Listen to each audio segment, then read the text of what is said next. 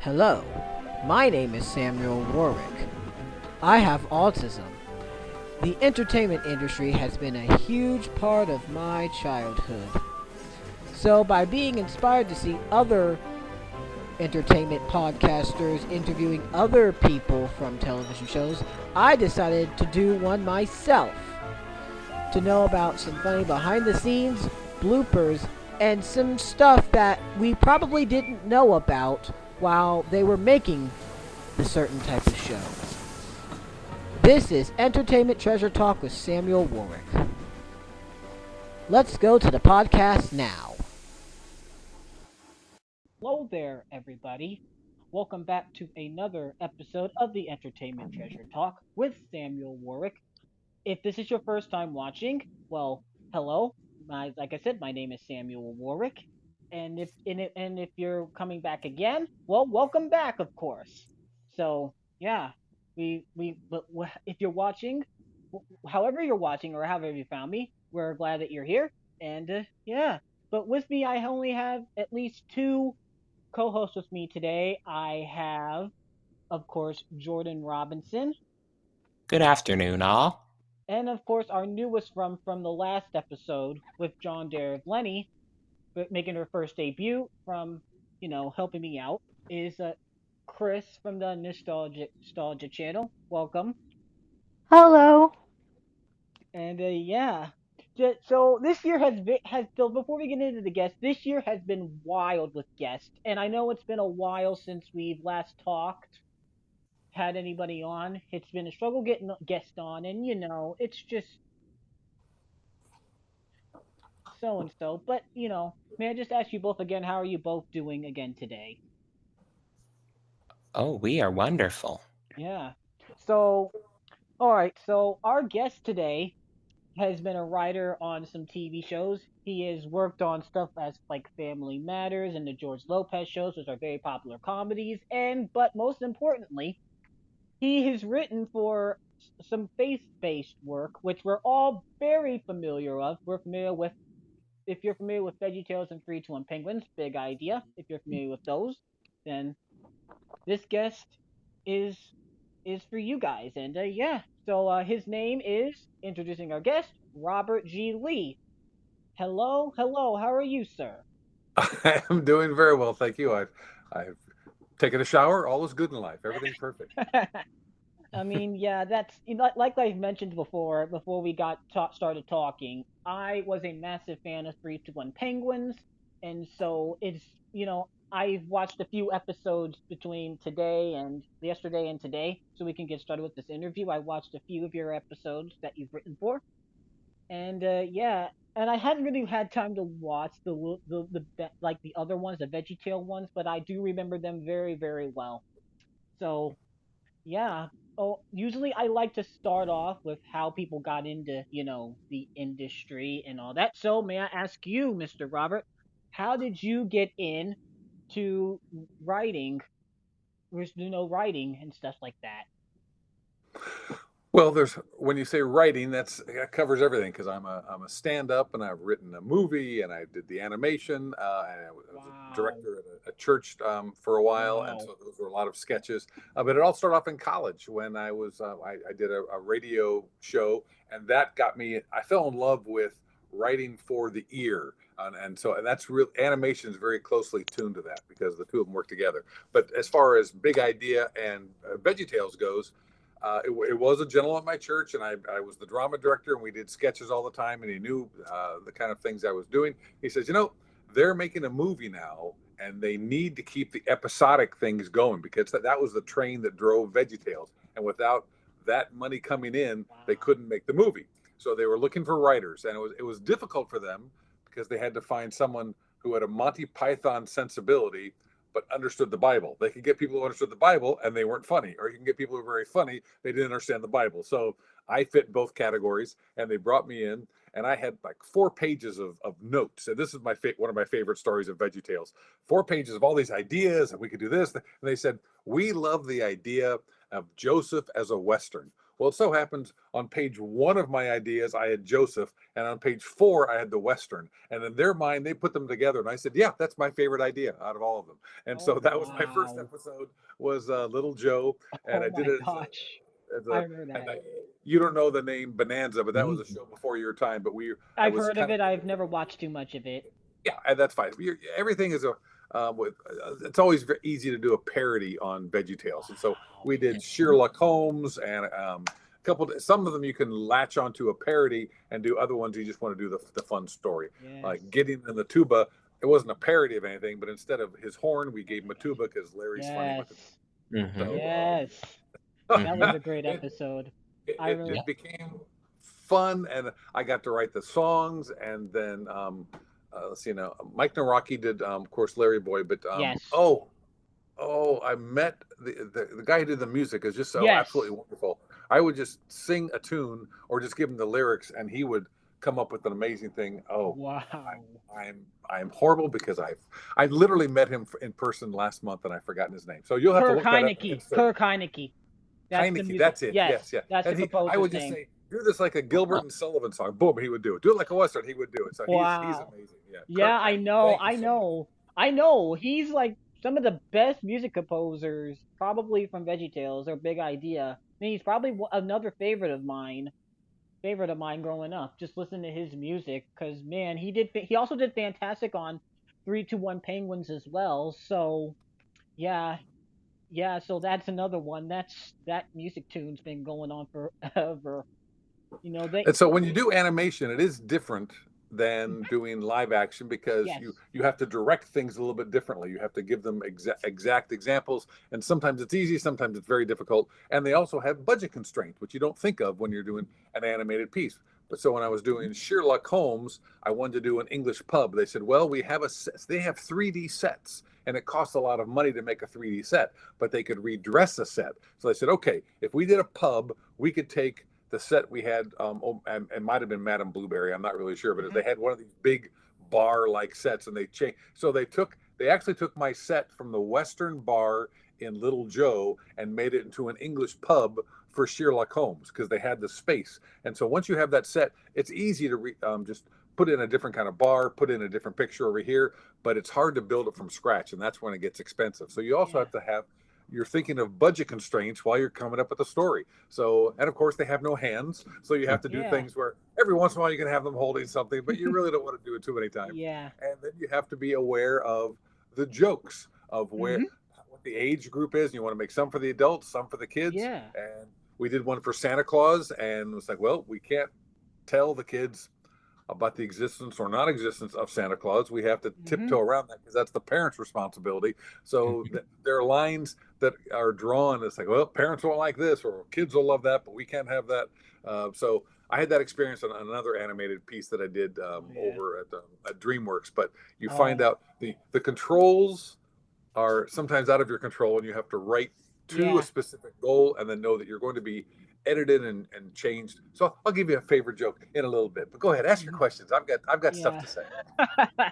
Yeah, I understand that. That's it's crazy. You also brought up a very good point about Santa Claus, and I hope that this probably will not affect anybody, but I have seen a video where there has been some Christians that have gone around to malls around Christmas time, and they tell people that Santa Claus is not real. A pastor has done that. It was a pastor did that. I don't know if you're aware. It was a pastor in Texas.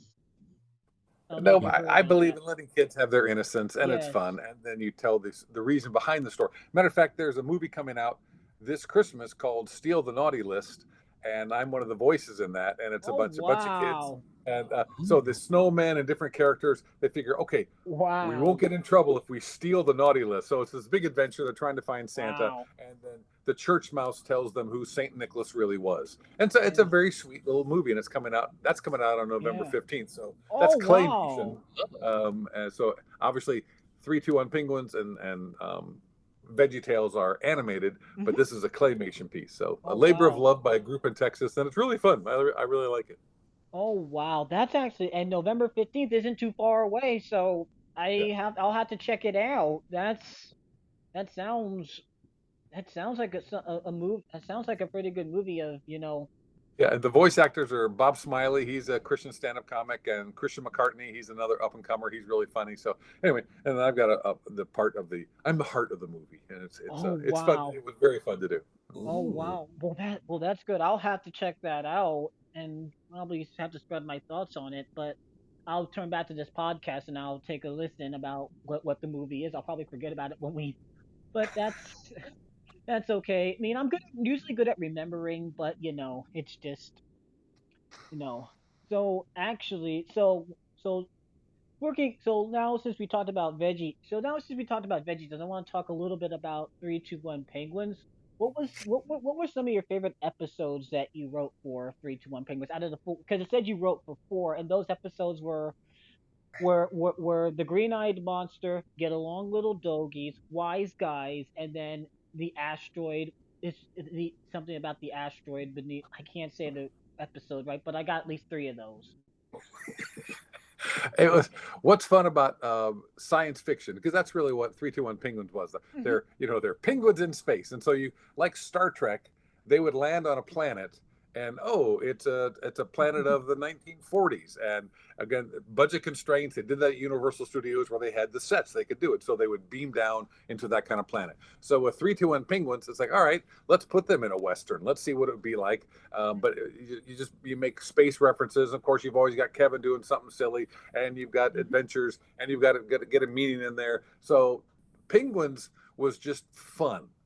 Yeah. When I did Veggie Tales, you had to stick with the Bible story, and it's like, okay, Hmm. what can I? And sometimes it was there was one called Man of La Mancha back on Veggie Tales, and they're just tough analogies to make with certain stories. I had a Yeah. friend who did the story of David, just going back for that. I Oh said, how yeah. do you show lust for Bathsheba for kids? And so it's that, Hmm. well, let's just make it rubber Oh ducks in a yeah. bath. And so Oh, yes. he can lust after that, and the adults get it, but the kids think, oh yeah, you shouldn't lust after what somebody else has. So Hmm. when we Oh, did 321 Penguins, we didn't have those constraints of, well, you've Yeah. got to be worried about what the Bible story is. You could tell a moral tale and talk, be about Hmm. selfishness or jealousy or the green-eyed monster of Yes. envy, and then you could play with it and make it a real monster. So Yeah. that was you had more freedom, and it was a lot of fun. And you always had the Yeah. gags because Kevin would always come in and do something. But you could do Hmm. we did time travel, and so Hmm. it did there.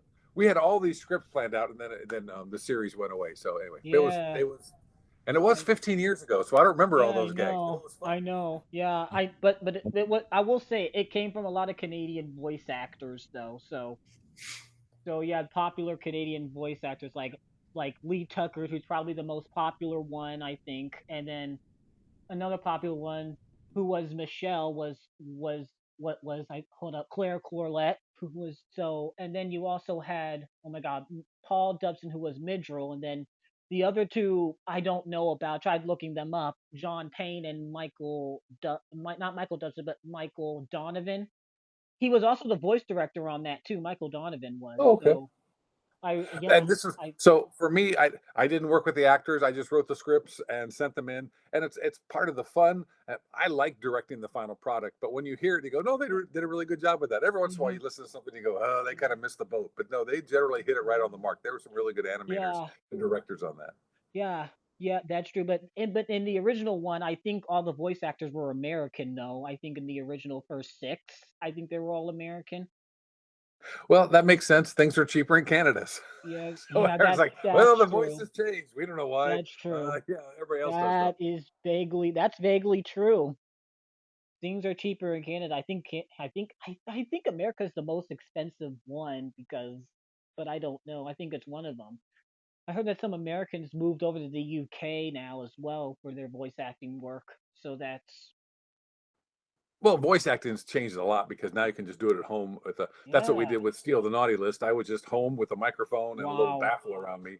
You don't have to drive in anywhere. But so Yeah. it's a little bit of more of a level playing field now. But it America traditionally has been very expensive. So most things to save production costs will go to Vancouver. Now they're going Yeah. to Atlanta. They're different states are Yeah. more attractive to some of the productions now. Yeah. I'm learning about that as I interview other guests on here. So you know, that's that's it's it's nice to know about these things, just to know, did when like if you worked with the actors, or if I just like to know those things. But I'm like, well, not all writers and actors connect with each other, so that's okay.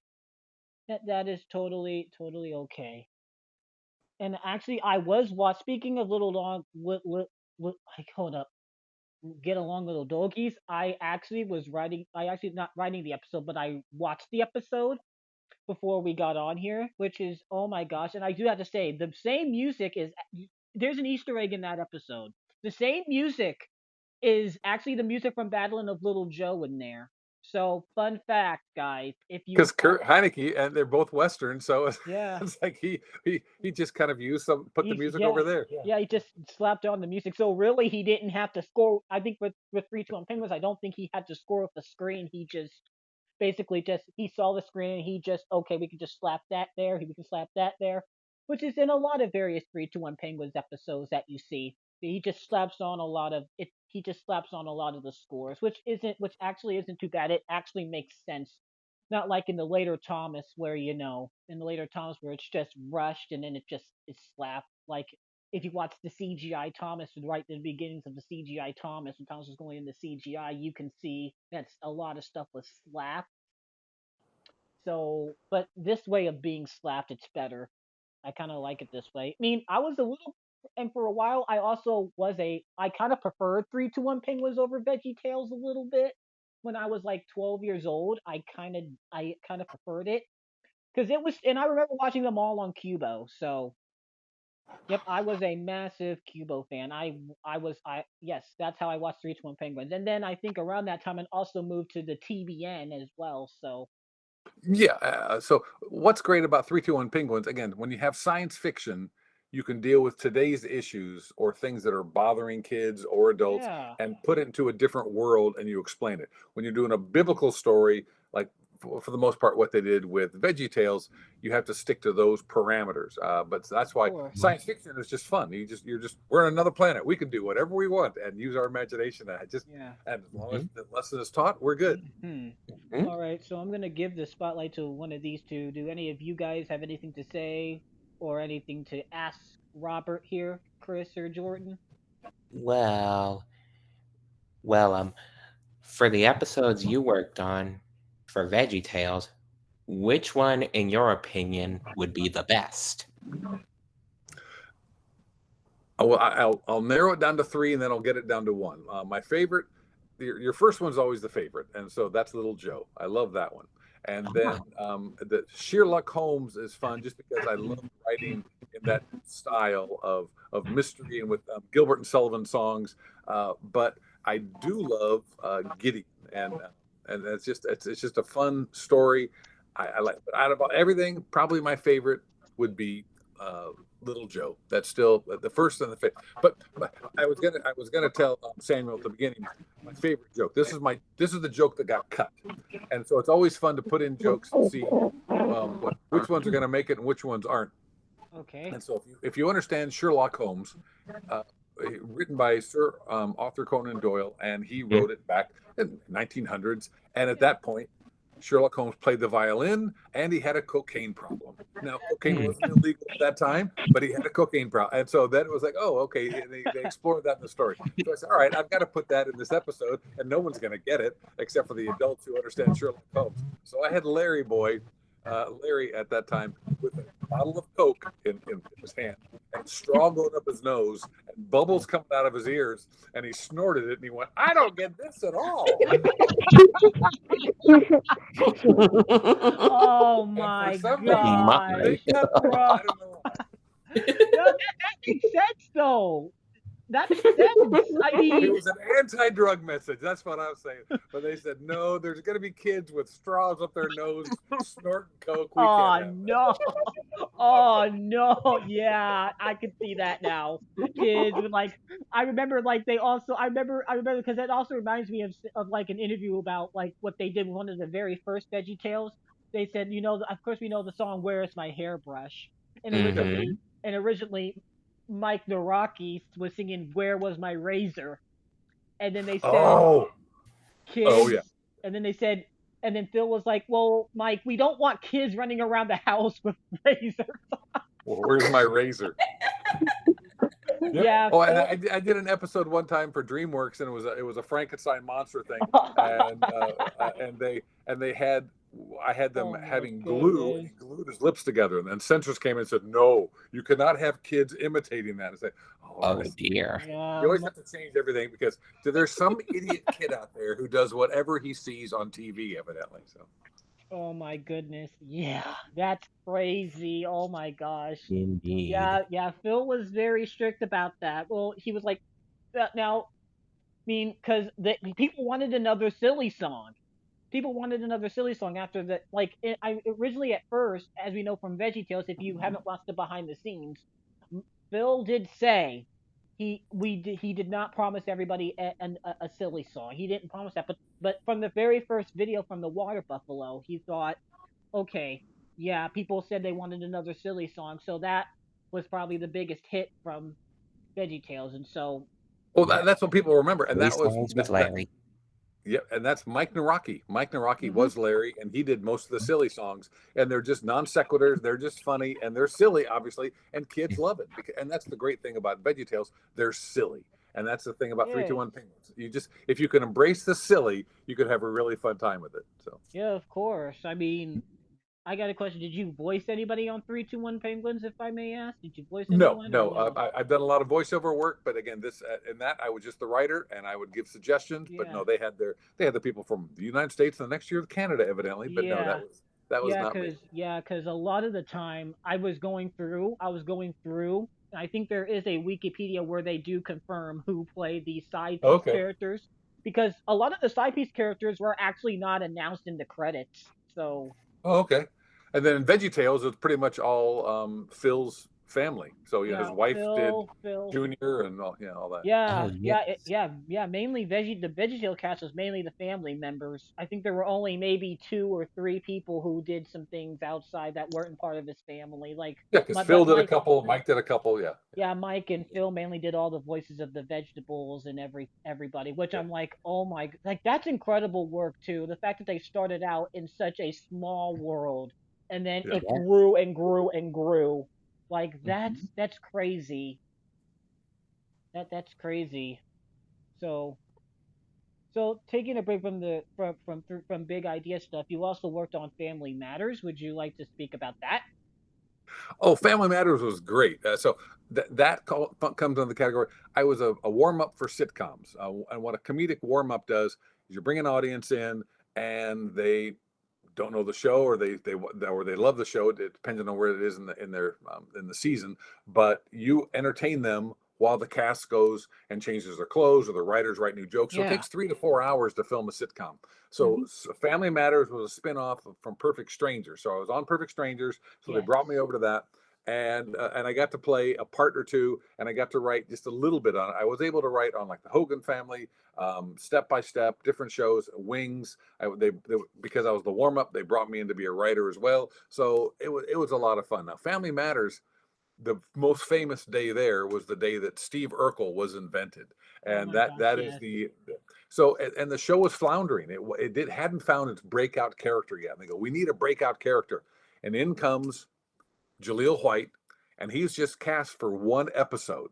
That was it. He was just going to be the little nerdy kid around the neighborhood who wanted to date Laura. And by the time the show was over, the audience was chanting his name.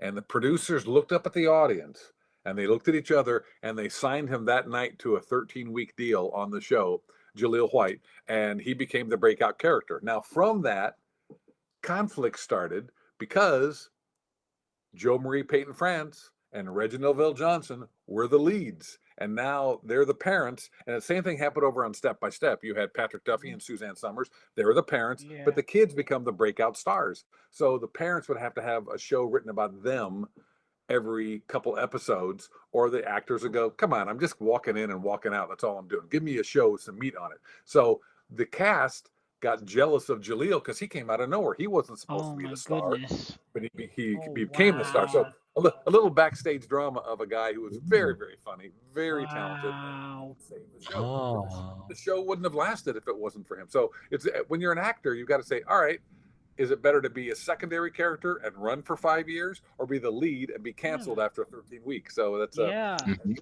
when True. when you're outside looking in, maybe it's easier. But we were always going, well, how can they be upset about this? They're a hit now. Yeah, Indeed. that's crazy. That's crazy that the cast did not like him. Mm, I didn't say they didn't like him. I Silly. said I don't there know. was jealousy about the fact that he was the breakout star, Oh and yeah. it's like when you see someone who's past you, it's like, wait a minute, I was here before you. How come I'm not getting it? Well, then, that's just the luck of the draw. You just don't. You never know what's going to hit. Same thing I happens with don't know. comedians, happens with stars all the What time. is wrong with that? Yeah. I mean, I was just like saying, I think maybe there was, I mean, I was just sorry if I was wrong there. I was just, No, no. Yeah. I hope I didn't say. I just wanted to make it correct in case this yeah. ever goes out and someone sues me and Jaleel White comes back and says, "Oh, that man, he No, caused a lot of problems." So, no. Okay, Chris, you have a oh, question? Go Chris ahead. has something. Well, now that we're into the topic of like live action shows and all, uh, well, I was gonna ask, you mentioned Step by Step and one of the great shows, and did you like writing for that? Now I was only I punched up jokes in the last year and it was a blast. It was so much fun because in a writer's room, what happens is you've got the story and then you're trying to improve things and you're trying to make it better. And so this is my favorite joke that I wrote for Step by Step. And you remember the character Cody? He was the guy that came in, kind of the surfer dude, and it was like, "Whoa, no, what's happening?" And so they had there were somebody said, "Hey, I'm making breakfast. Do you want some eggs?" And he had this whole thing originally like, "No, that's got sodium. It's got this and not that." And I said, "Look, can we just cut to the chase and go, no way, man. That came out of a chicken's butt." And, That's and funny. so if you can just find a gag and get there. And then my other favorite one was that he hadn't been with a woman yet. And Yeah. so that was the whole thing about, okay, we're going to do a story about keeping your virginity and staying pure for marriage. And so he was trying to explain it to the younger kids. He goes, I'm like Captain Kirk from Star Trek. I have Oh not boy. gone where other men have boldly gone before. Yeah. So it's like, so every once in a while you can get in a good gag and make everybody laugh and go, okay, then that writer has to say it, then they have to repeat it, then you find the exact wording, then it goes in the script. So yeah, I was a punch-up writer on that, and I really enjoyed it.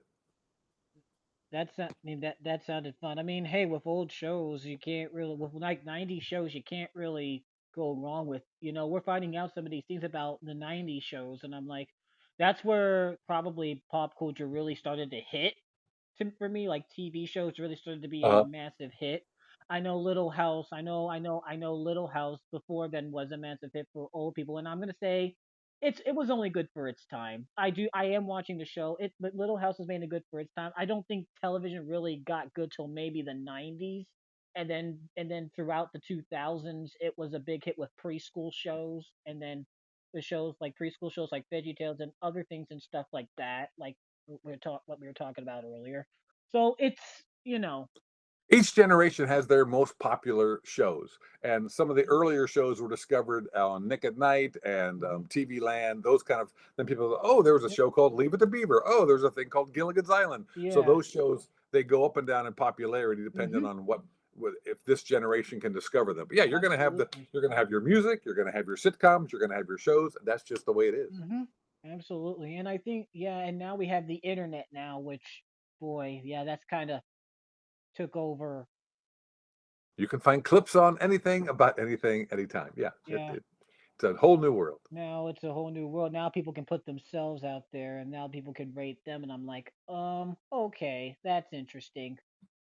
But It I know. is. It's very interesting. You used to have you, you had to have a sitcom. You had to have a big network behind you, and now individuals can break out just by one 30-second video. But the thing is, then they have to keep that going, and that's the difficulty in this Mhm. generation of finding to be able to sustain Yeah. momentum. Whereas if Mhm. you have a team of writers and a sitcom or a show, you can keep the idea going. But it's very difficult for an individual to constantly come up with something new. So they hit big, and a lot of, well, Andy Warhol was an artist back in the 60s. He says, in the future, everyone will have 15 minutes of fame. And it's Yes. very true. It's actually that Yeah. was a bit of a prophetic word there. Yeah. So Mhm. now, and now I'm actually going to talk about another show. Now I didn't really watch it. It was another Nick at Night show, of course. It, of course, the George Lopez show, of course. Would you like to talk about writing for that?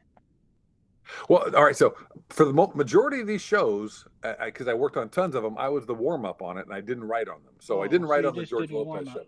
Yeah, so I would come in. Now my Okay. friend Ron Pearson did the majority of them, and every time Ron would be off on another show, I would go. So I did 2 or 3 George Lopez shows every year, and there was one actress that came from Perfect Stranger, so it was great to see her, Belita Marino, and then there are other people. But George Lopez is just a very funny person. Yeah, he is. He has a certain style, and so that was what at the peak of his popularity, and it was a very big hit show. Now that and the Drew Carey show, I did more Drew Carey shows than I Okay, did George yeah. Lopez.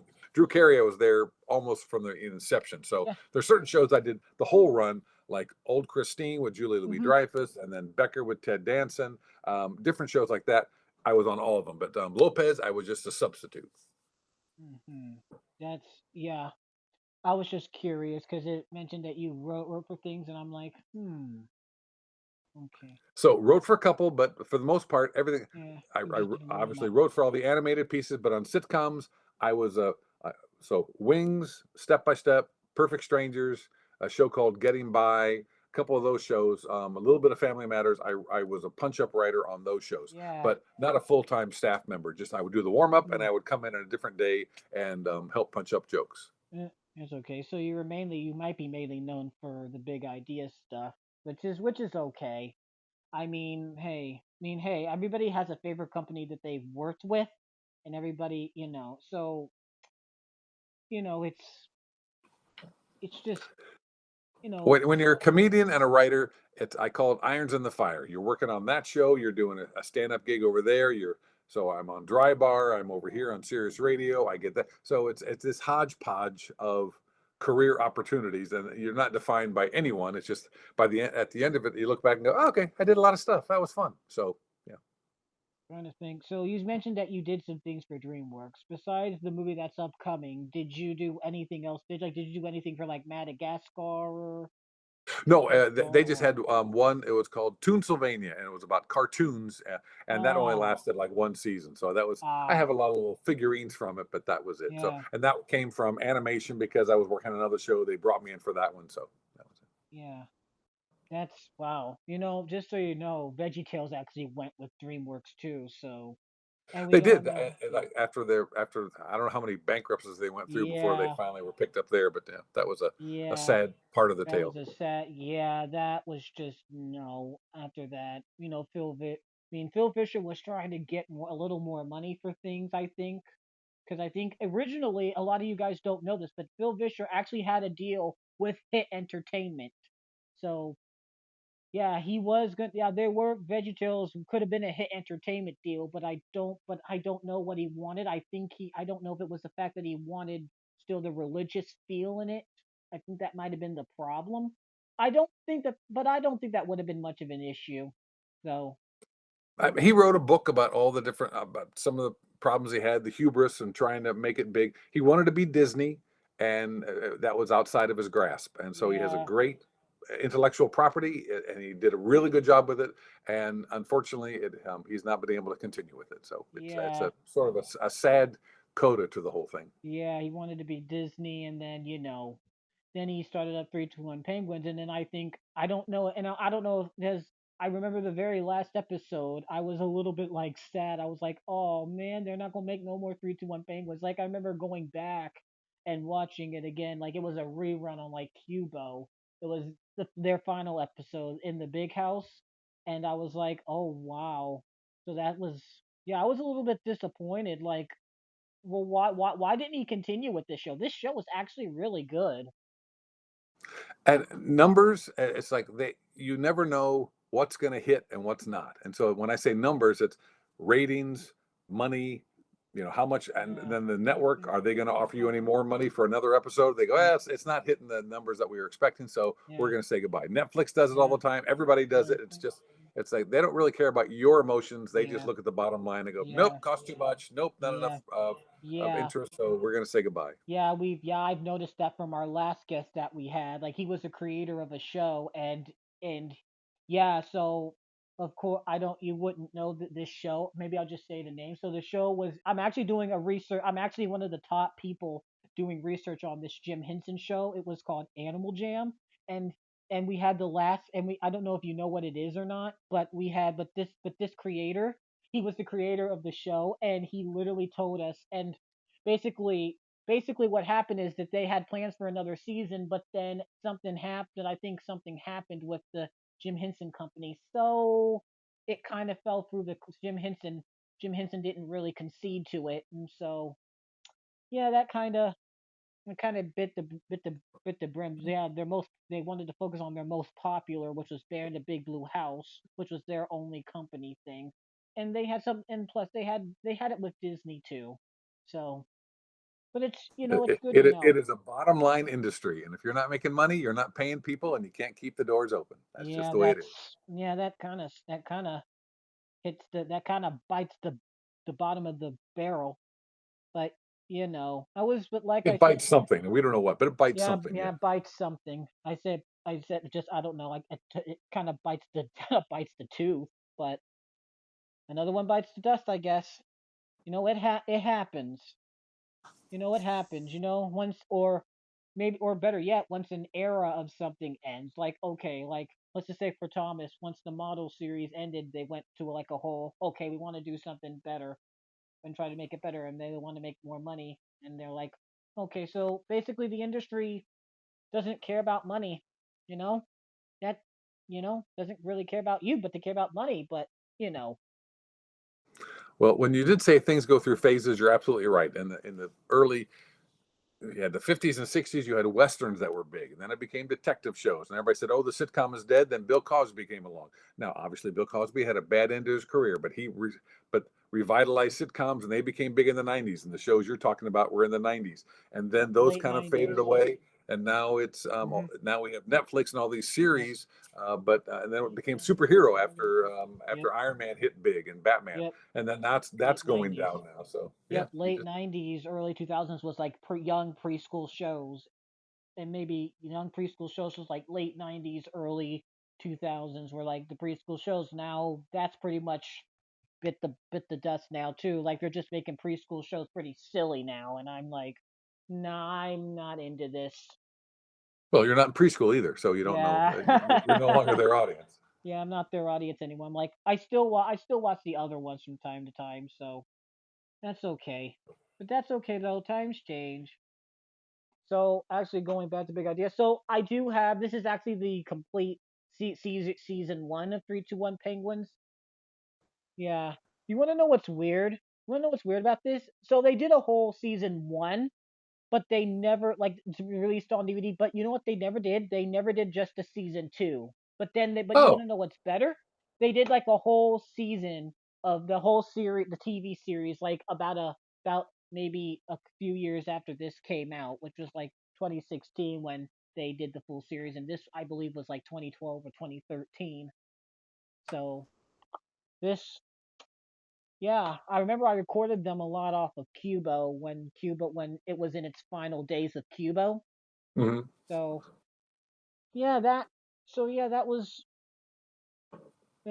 Hey, we still watched reruns for a while, and honestly, I kind of got my biblical messages from either VeggieTales or Three Two Fingers. I don't gotta go to church, so. Oh, so does any of you two have anything to say or anything for Rob? Okay, Chris, you do? Yep, go ahead. Well, I'll start by asking, how are you doing, Robert? Good. Yeah, 45 minutes in. How you doing? I'm doing good. This is whenever you have a career in show business, you do look at trends like Samuel's talking about. and I am at the point now where I movies are so expensive to make, and this is something everyone has discovered, and nobody in Hollywood knows what people want anymore. So I just I've written a book, and it's going to come out this Christmas. I'm excited about that. That's a story of Job told as if C.S. Lewis and Monty Python got together and told the story of Job. It's told like a Princess Bride fairy tale. And so if that succeeds, then I'll start writing the movie script. But right now, people, Yeah. it's easier to write a book and get that published than it Yeah. is to spend several $1 million on a movie. Then I've got a Yeah. couple of comedy specials coming out. It's true. So I keep plugging along. You just never know where things are going to go. And I tell everybody, God knew before I did that COVID was going to happen. God knew before Mm-hmm. I did that this job was going to come and that job was going to go. That doing the TV warm up, that all went away. It's like, oh, okay, well, there aren't that many sitcoms anymore. And all the people that I worked with retired. So you move on to the next thing. So, advice for you and everybody else is when one career dies, don't worry about it. The next one's coming Yeah. up. Just keep your options open and keep Yeah. Of keep course. failing forward. That's what I tell everybody that studies with me when I teach a stand-up comedy class. Fail forward, and just momentum is the important thing.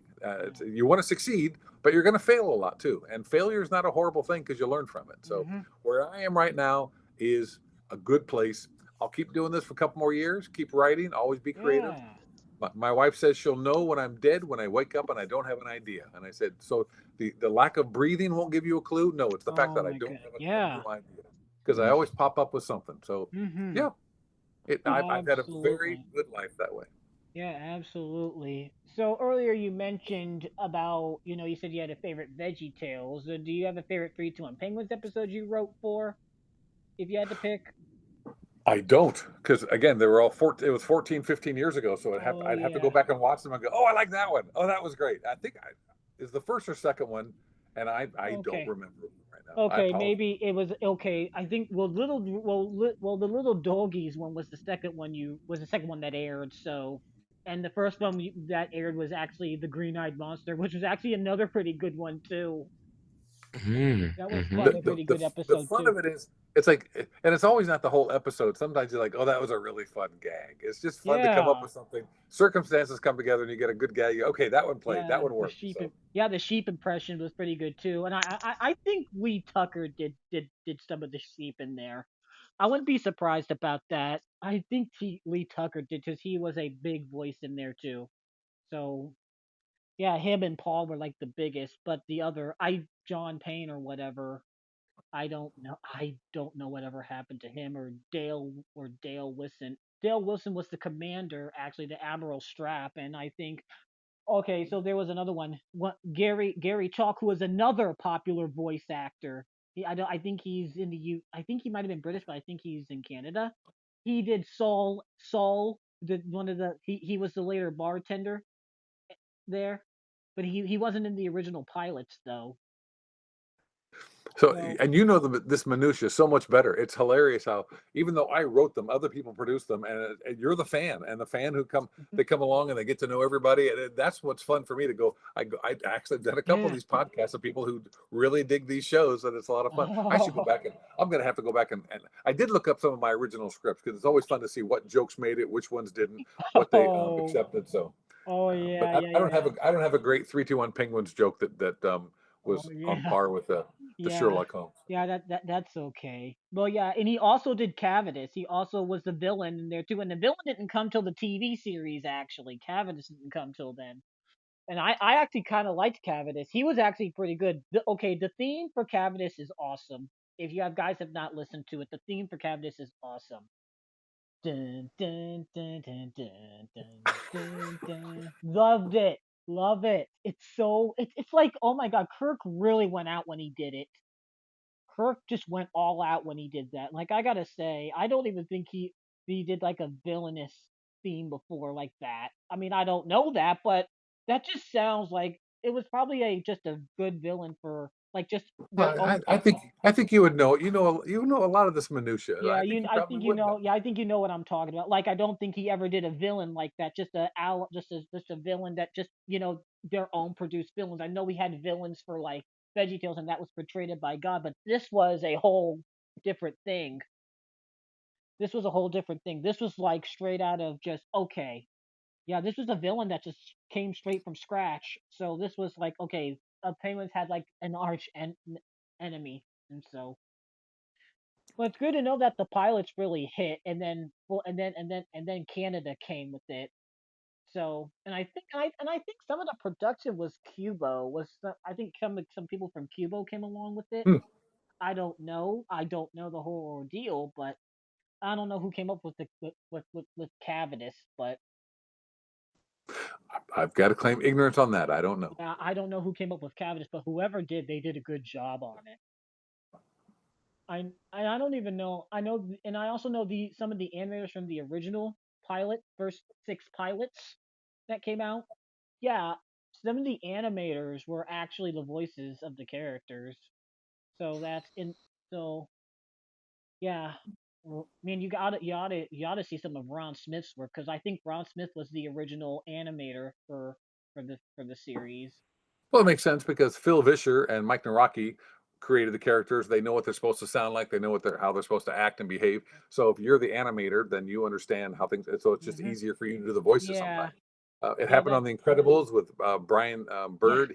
He played Edna. So it's like I need to yeah. find somebody. This is what I have in my mind, and he could nobody else could do it. So he's the character. So Hmm. yeah, people understand what it's supposed to be. Yeah, They that's they can do it. understandable. And actually, I don't. Yeah, I know that some of the original voices. I think the original voice of Dr. Fidgel, who was the penguin, who was the scientist penguin. Yeah, the original voice passed. Actually, I actually read that, and I'm like, yeah, the original voice passed, and I'm like, oh wow. But the secondary one is still alive. Lee Tucker's still alive, so that's. I mean, he's a popular actor, so that's that's. And also, if we may get into some Veggie Tales, I want to know you also did a TV version of Shaq, Rack, and Benny, and I actually have the original Shaq, Rack, and Benny on DVD actually. So And everything we did. So the TV version, there's things called interstitials. So like that yes. when Larry and Bob are on the countertop and they're talking. So you're trying to. We would take old VeggieTales episodes and Hmm. then rework them and try to make them into a different format to fit. And Yeah, so and just add just a little bit of animation. So we did that with a couple different shows, and that was fun breaking down the original Veggie and say, okay, how can we yeah, fit this into a half hour now? yeah, Because TV is just so much different than what they had with video. So yeah, that was almost like, well, we're exhuming bodies and seeing, yeah. oh, we Of can still course. use this arm. Let's put that over here.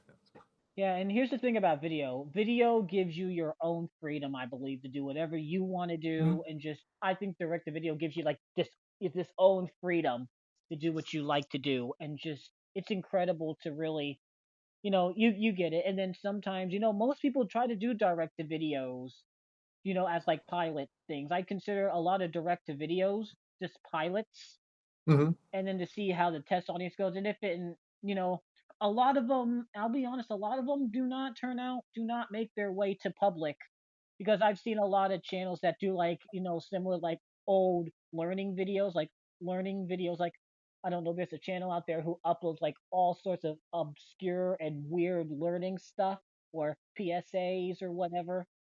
And and some of it's really cringy, and it does not make its way. I don't know if they're trying to say is it going to make its way to a TV? I think a lot of direct to videos try to do that, but it's like it just does not work. Right. Everybody's throwing something against the wall. They're trying to see what'll stick. Yeah, but that's okay. That gives you that it gives you a chance to express yourself a little bit, but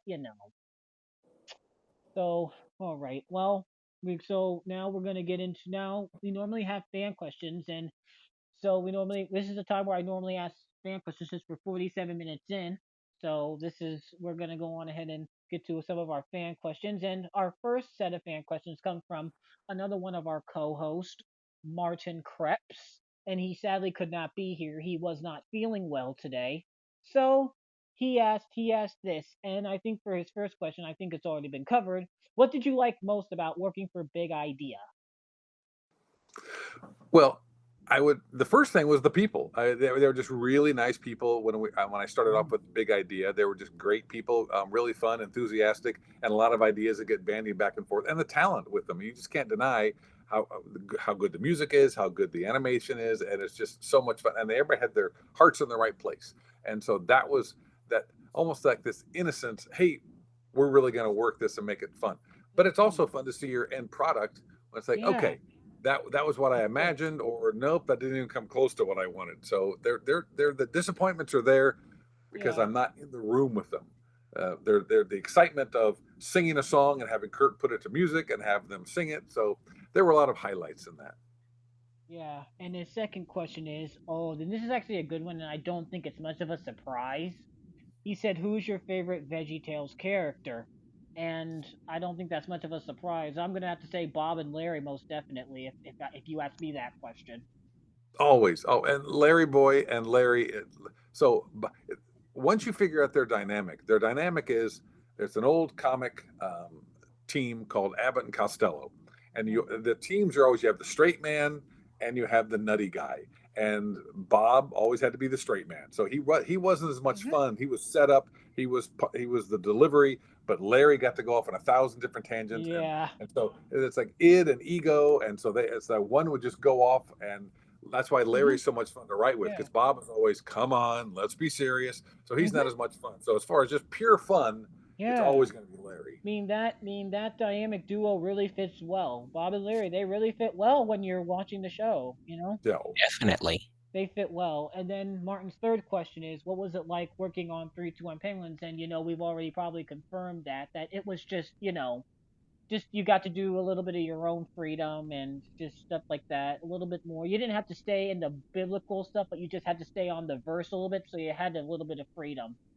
Which that's exactly it. So perfect, which perfect answer. Good job. yeah, yeah, yeah. Theirs were straight out of, you had to play the biblical character, and but then 321 Penguins, you just had to stick with the verse, and you could do whatever you wanted with it that would go with the verse.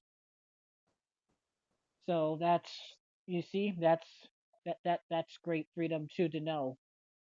And so, and now our second set of questions come from Tori Benson, of course, and she wants to know what inspired you to be a writer. That now, see, that's a really good question. That is a good question. Uh, in life, I think everybody has what I call a sliver of God's personality. And some people are athletes, some people are salespeople, some people are teachers. I was born with a creative streak. I just knew I wanted to create something. I never knew. Hmm. So again, I failed Yeah, forward. So in absolutely. I was a cartoonist for a while, and then in junior high, I was started writing. Then I started writing sketches. In college, I did a lot of sketches and stand up. All these things kept moving to the writer direction, where it's like the best way to express myself is through writing, and I just love it. I rarely have a day where there's not an idea percolating or something for a script over here, a book over there.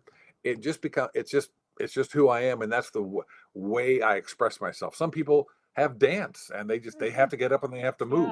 Yeah, Mine has always been in absolutely. my head. So and as I Absolutely. write, I can see new worlds, I can see new visions, and I can say, okay, I really want to say this. What's the best way to communicate it that it'll make it palatable so people can hear the truth and laugh or be touched and hopefully move people to a better place. And yeah, it's a high calling and one that I don't think you ever get right, but I absolutely love doing it. And when you love something, Hmm. pursue it and keep going, and hopefully you'll be able Absolutely. to find a way that the world can can help pay for it. So Absolutely. That is very inspire. That's the very inspiring word there. Just like any other people have said that we've had, they would say the exact same thing.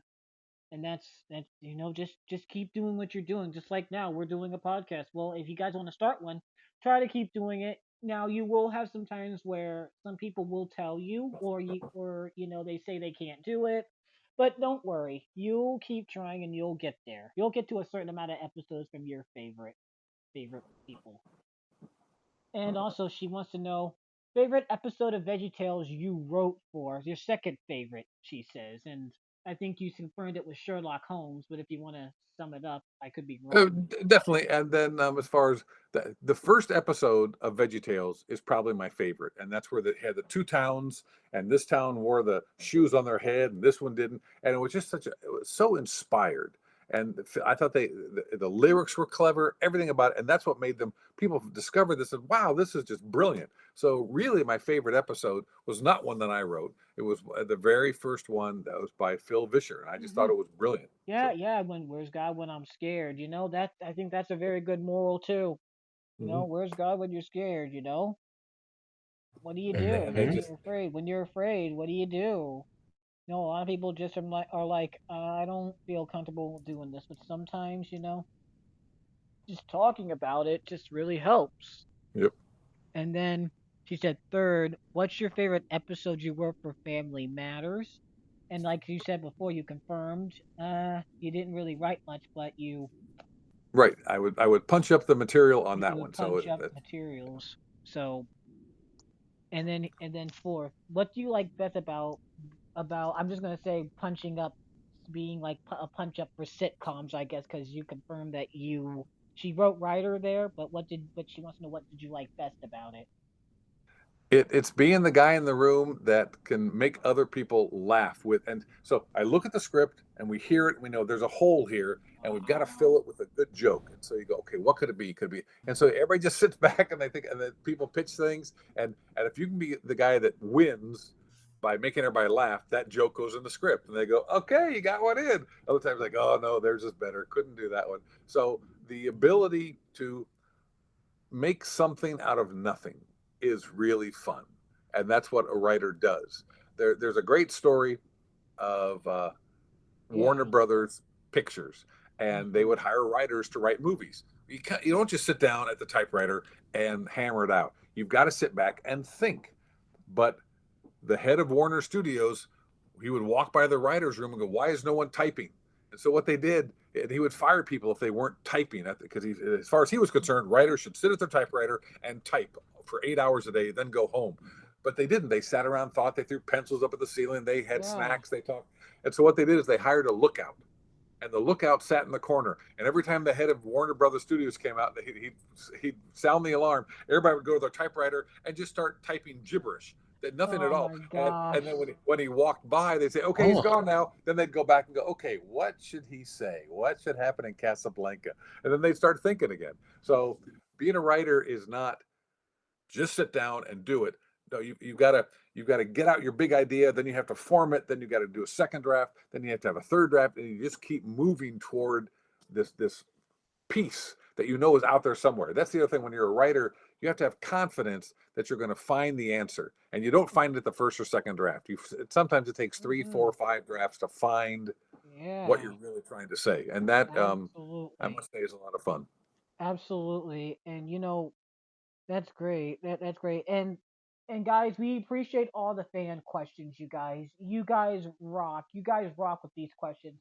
And also you guys, thank you guys for also supporting supporting my podcast. For those of you that actually interact with my podcast, thank you so much. It really means a lot. And we want to do better. We want to do better, and we just want to we want to make sure you guys like. And as I'm sure you're aware, Robert, and sure my other guests are aware, most podcasts do not let you ask questions like this because it interferes with time. So most do not do that because they think it's time and just stuff like that. But I am a podcast that lets you do that. So it is always great where we let our fans we have to let our fans interact with the guests. It's only fair. It's only fair, man. So You're revolutionary. Okay, yeah, good. I'm just scrolling through your wiki. It just says written for VeggieTales episodes. I'm like, oh, yep, the Pie War, that was a great one too. So the Pie War was great. Oh my gosh, I remember Minnesota Cuke and the hairbrush. Oh my goodness. Yeah, I remember that one too. And you want to know something about that? I remember the very first. Did you write the bully episode where Junior was being bullied? Did you write that one too? Yeah, that was mine. Yeah. Oh my goodness. yes. Wow. That's some that I actually kind of enjoy that episode. And I And that was kind of a Walter Mitty thing. Walter Mitty would come up with, he was being bullied and he'd come up with different scenarios like, well, if I was in space or if I was a superhero, or if I was a yeah, sports. And so we wrote all those in what would Junior think of until he finally got the courage to stand up against the bully himself. yeah, Yeah, and Jordan. then yeah, and he imagined all these things about what this bully can do, and I'm like, oh my goodness, that's great. Like I remember watching it. I don't know, but some of the sound effects you couldn't help but feel a little bit sad for like the bully guy, but I don't know why. I don't Mm, know why. Just some of the sound effects just kind of made me. I don't know, like the sound effects he made, like when the bully like went. I'm gonna see if I can do my best impression of it, and excuse me if this is terrible, but he would go like that. He would go like he would fly, and then I would kind of feel like sad. I'm like, what the like? Then obviously that was a mistake in the production. They made you have sympathy for the bully. I'm The like I exact don't know. mhm. wrong I intent. but as I got older, I'm like, oh. I was like, oh yeah, yeah, he deserves it. Thank you very much. Yep. Thanks for the joke. That doesn't mean I don't feel bad for the bully, but and also you mentioned Gideon earlier. Oh my god, I love the music in Gideon. May I just say I love the part where you got where like they get where like they don't even go to battle, like they make noise and then like everybody runs. That was so Yeah, funny. The music that was hilarious. I was like, oh my god, yeah, I did love the Gideon one. That was fun. yeah, that was the good. sword of the Lord and of Gideon. Good job. Yeah. Get it, Jordan. Yes. Yes. Yes, Jordan. Yes. My gosh. And of course, you know, you written for the Saint Nicholas, which is actually I think another I don't know if she's popular or not, but I know another podcast interviewed her. I'm not gonna say the name of it because I kinda am, you know, decent to that podcast now. But I mean I'll tell you the name once we get off here. But, you know, yeah, they interviewed, and I think I forgot what the voice's name was. They had her in a few episodes ago. I'll have to look up the name. But she also did some stuff for Sprout as well. Oh yeah, Gigi Abraham did the voice of Saint Nick. Apparently is what I'm aware of. Okay. And I think she Again, the also voice did actors, yeah. I have no idea. I didn't have any part of that. Yeah, hey, that's okay. That's totally okay. You know, you know some things, and we know some things. You know, that's Mhm. you know. Now I'm figuring out. Oh, it's the fan that does the research. The people they forget about it over years and years and years. So that's. I mean, for a while, I mean, I think I may have said this before. I did say that I preferred 3-2-1 Penguins over Veggie Tales, and I don't know why, but still, I mean, but I kind of like them both now. They're both pretty good, and VeggieTales has been around longer, so you know. There's nothing wrong with personal preference. You can't make excuses or ask for any kind of absolution for liking one more than the other. Yeah, That's what you like. It's fine. I think it was probably because of the music in 3-2-1 Penguins, just the fact you couldn't get some of the music cues and just they fit. And when Kirk, you know, put the music in the right, like he put the music in the right places, and it fit really well, which really which really shows you that you know I don't know what they composed. I think they did do a few more compositions for the TV series as well, the TV portion, like the part where Cubo aired. So I mean I don't know how many people preferred the TV adventure better or the video adventure better. I kind of sort of like them both either way. Though for a while I kind of did like the original. I don't know why the original pilots, but you know I call them pilots. I call them pilots because you know because they were videos and just you know I did not know that they did another head pilot, and I remember I think somebody did confirm that they did do another head pilot before this, but I don't know the whole ordeal. You know, but my story is I just know that the pilots were the I just consider the pilots as the first 6 episodes that came straight to DVD, and I liked them and I enjoyed them as a kid, and I still do to this day. And that's incredible. It's just incredible that we had so many, like, a cheap production went from like 4 people to now maybe 100 and over, maybe close to maybe a couple hundred people now, maybe even close to 1,000 people now.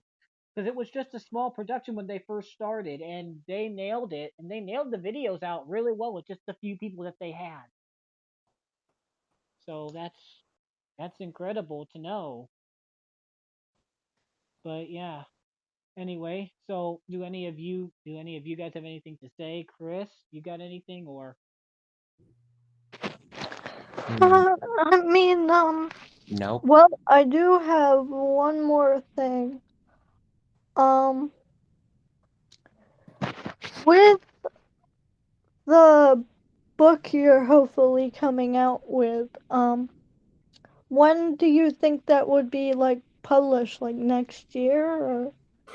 No, my next book is going to come out on December 11th. We're working on the cover right now, and so it's about a month from now. So oh December 11th is wow. when Oh, Nice. that'll be yeah. I'm excited about that. This one I like a lot. So I mean, and if it I'm works, not it's the first part of a trilogy. If it doesn't work, you'll only have the one. So who knows? yeah. I'm not uh, much of a reader, but you know, so that's incredible. I mean, you mentioned I know you're talking about upcoming projects. Do you have any more other than the two things, like the book and the movie that's coming? Do you have any other things that are coming out? Three things. I have my comedy special called Comic. That's going to come out hopefully in the next month or two. Ooh, So the audio engineer told me he's just about done mixing everything. I just did wow. my second dry bar special. That's clean comedy. So Nice. they'll edit it and put it out next year. And then my book, it's called Percival the Altruistic, and so it's a Princess Bride type of story. So those three Wow. things will all come out in 25 at the end of this year or All 25, right. and then Yeah, that's exciting yeah, news. I mean, and then hey. my wife and I are writing a marriage therapy book. So she's a therapist and I'm a comedian, so we're Oh writing wow. that together. So Yeah. anyway, there's You want always an iron in the fire. Yeah, you want to talk about some of your comedy shows? I don't think I've watched them, but what are your comedy shows mainly on? Well, you can go on YouTube and there's so everything is there on YouTube. So All yeah, right. you Yeah. post things on Instagram and all that kind of stuff. But my All right. special will be on All um, right. Angel Studios puts out Dry Bar, and then my special will be on YouTube. I have a couple of favorite comedians. One of them is Sarah Silverman. I kind of like her. She's pretty funny. And then, She of is. course, you cannot go wrong with George Carlin. Oh my God, I love George oh, Carlin. yes. George Carlin was a comedian. My God, He he's was the best of the best until he got very bitter at the end, very yeah, angry at God. But yeah, he got he was one very of the funniest. angry. And that's okay. I mean, we all have our ways that, how we pursue Christianity. We do have, of our types of religion. We do have our ways of Christianity. That's okay, and that's okay. There's nothing wrong for feeling angry at God. Sometimes I don't think that there's a problem with being mad at God at times. Asking him why did this happen. And fun fact, he also did Thomas too. So he was actually the very first full American narrator for Thomas. But like when Shining Time Station, they didn't do it till 1991 though. So 1991, Thomas fully went American in 1991. So that was sadly he's passed away now. But I don't know if he's with God or if he's down there because I don't know. I don't know. Oh, you don't know? Okay, all right. Well, maybe we ought to call up and find out. But okay, good. I don't know. I'm saying something because now you're saying he got mad with God at the end. I always thought he was with God, but now since he got very mad at God, could be. I don't know. I say it's always okay to be mad at God sometimes. You Well, know. my issue is you're allowed to be mad at God, but do you believe in God? And so Yeah. he used all of his specials to tell people that there was no God. So I would have a hard time accepting if Yeah. George Carlin Went was down with there. God at this particular point. Yeah. Very brilliant man, but so bitter and just yeah. He Mhm. used his last two specials to tell everyone that they're idiots if they believe in God. So Mhm. I have a Yeah. different. My opinion changed of George over the years. Yeah. But don't. I mean, he's still a great. He's still a great actor though.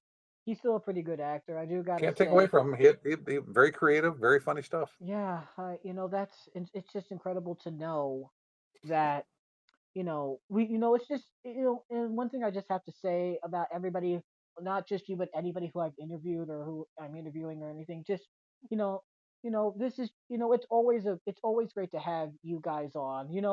I didn't start having much writers till probably this year, so I've had a lot of composers and a lot of singers or composers and actors, but I don't get a lot of people behind it. So it's Hmm. good to know. Good to like really know. It's good to know that we're getting. I didn't really get a lot of writers. I don't know if you've watched a few episodes or not, or if you know anybody that we've interviewed or not, Robert. But I must claim ignorance. No, I got your email last week and said, sure, that'll be fun. Let's do it. that's okay. I give people a link to the podcast so they can check it out for themselves, see if it's good. But if people don't respond back, or if you say you don't want to do it, that's okay too. That's fine. But I'm very grateful you came on. We were looking for guests, and we were like, are we going to be getting somebody? Now I do normally have more co-hosts than this, but apparently some of them are taking a break right now. So yeah, it's very hard. So yeah, it's just like I think they would have loved like to talk to you a little bit. I'm sure that they would have if we maybe once they get back up running again. I'll probably they have there's a I have a sister podcast that another co-host of mine runs. So maybe I can give them your email, or they can go on your website and email you, and I can tell them, okay, so you guys missed out on this person. I think he'd be great for you guys' show as well. So it's nice that we're able to do this podcast. Wow. So, okay. So I don't know how much longer you have, but I do know we do got to wrap up pretty soon around here because I know Jordan's got some things later. But so we do have a couple more. So for anybody that wants to really get into, what do you want to say for everybody that's thankful for your work? First of all, anybody that's thankful for your work, what do you want to say to them? What do I want to say to them? Yeah. Uh, every single writer out there is just they do the best they can. They try to put things out there, and the whole hope and dream and desire is for it to affect people, whether that's through laughter or when you leave as a comic a standing ovation, or people come up and says, "Wow, that hit me. I didn't think about things that way." That's the reward.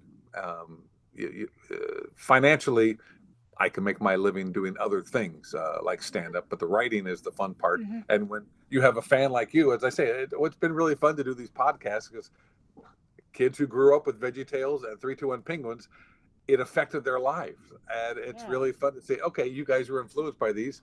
I had a small part in that. That's a nice thing to have. It's not a bad way to go.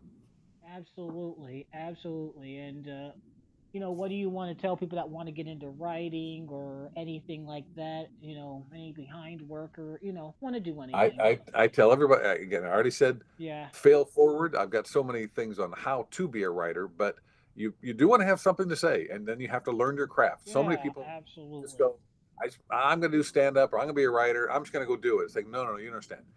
You have to work at it. If you don't know how to rewrite, if you don't know how the structure, you have to study what the format you're trying to break into is. So Hmm. Picasso's that great story. He started off as just a regular painter, and then Yeah, he started experimenting with style, and he got yeah, the Picasso style with the two eyes on the side of the head, and it's always wild. But he didn't get that way. He didn't start that way. He started off understanding the form. So whatever you do, podcasts, scripts, yeah. stand-up comedy, music. You have to understand the Thank form, you. and you imitate the people who've already done it, and then you innovate. So you have convention and invention. So you take what is conventional and you figure out your craft, and then Yeah, you innovate after there. So hopefully you can do it long enough absolutely. to figure out your own way and your own path. But you don't get there just by wishing and hoping and going, well, I'm going to do it someday. No, you have to dive in and just start working. Yes, Hmm. and see, that's some very good advice, guys. Very good advice from Robert. Thank you so much. And so our final, and so I now normally I ask this question going into the last question. Normally I ask all my guests this as a big question. I don't know if you, like I said, you said you mainly didn't watch anything, but that's okay. That's okay. But I asked all my guests this. So as you know, this is Entertainment Treasure Talk with me, Samuel Ward, of course, and I like to ask anybody this, like, what is something that is entertainment treasure to you? Like when you pull up a TV show, some music, music, maybe video game. Well, you're probably too old for video games, but music, TV show, movie, maybe even a book at least.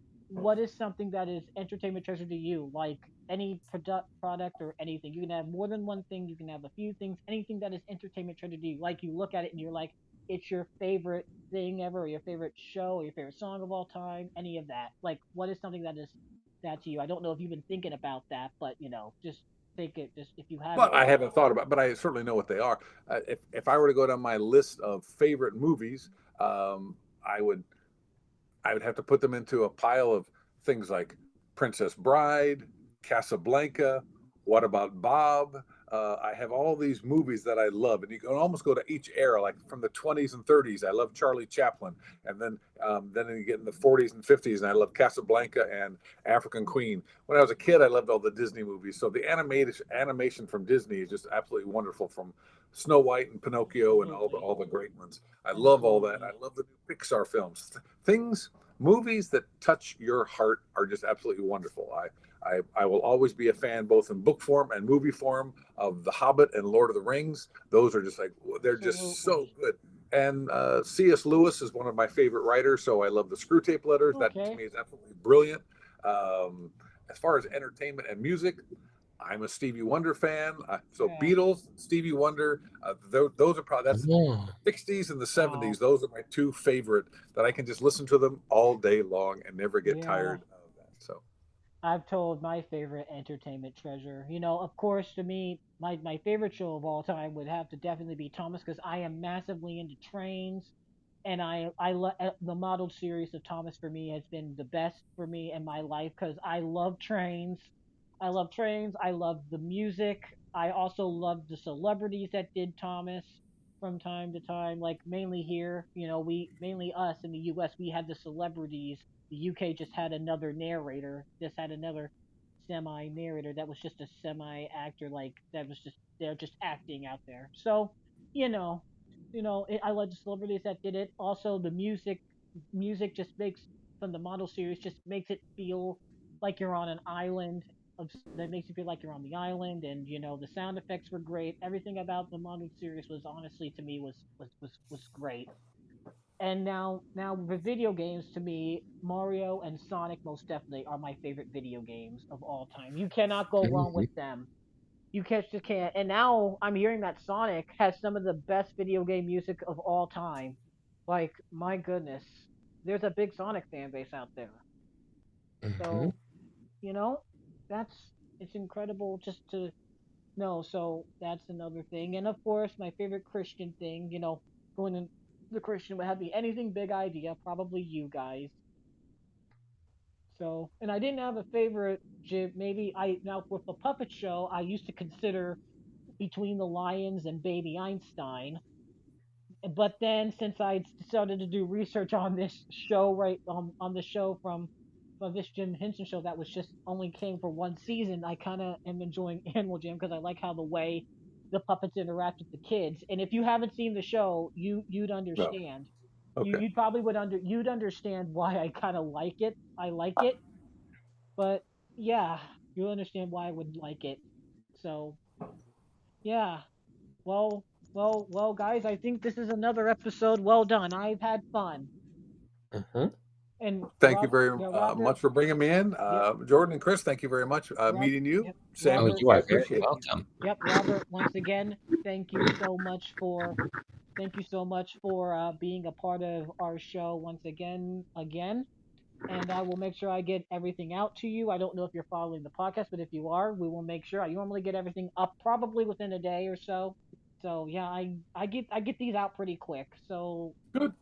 you should be able to see I put everything together and just everything like that. But Jordan and Kris, thank you guys for co-hosting with me. And yeah, You that are is a very good. welcome. Yep, that is a goodbye from all of us too.